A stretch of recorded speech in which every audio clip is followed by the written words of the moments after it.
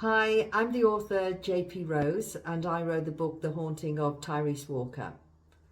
The story follows Tyrese after a really traumatic event, and he's been taken to Jamaica to spend the summer with his Grammy, something that he really doesn't want to do.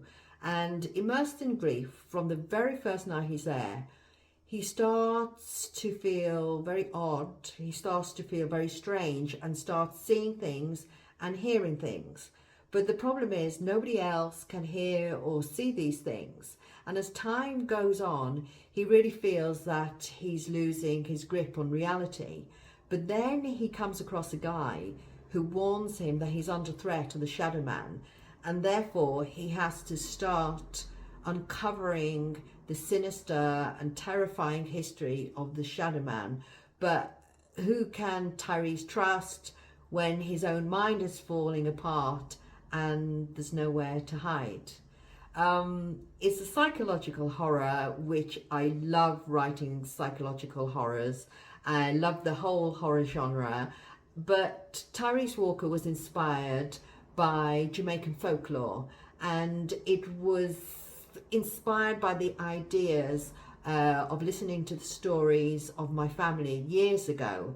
And even then I knew one day I wanted to write something about Jamaica, something about the folklore, because it's an amazing folklore, amazing culture. And then what happened was, years later, my mum died, and it was a real struggle with grief I had.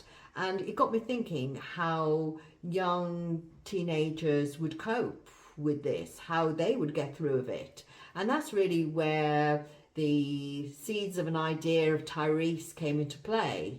And I decided to mix the themes of grief and mental health with the themes of Jamaican folklore. And I had, even though some of the themes were really difficult to deal with, it was a lot of fun to write horror. And I'm going to read you an extract, and this is just after Tyrese has been warned by the guy that the Shadow Man is after him, and he's already been in Jamaica a few days, so he's feeling really scared, and he really is feeling like he's losing his grip on reality. He smiled to himself, but flinched at the sight of a large, thick centipede slithering quickly across the floor. Tyrese. Tyrese. Tyrese whirled round, peering out into the darkness to where the voice had come from. Tyrese. A chill clutched at his throat. The voice no longer sounded like he was coming from outside, but from within the room. His body froze, and he only dared to move his eyes. Tyrese. Tyrese. His heart lurched. Fear spiked and whined inside him. He held his breath. Something had just touched his leg. There it was again, the smallest of touches, brushing slowly against his ankle. He sat motionless. Then a thin gasp seeped from him as he felt the mattress move underneath him, lifting up. No, he had to stop himself from doing this.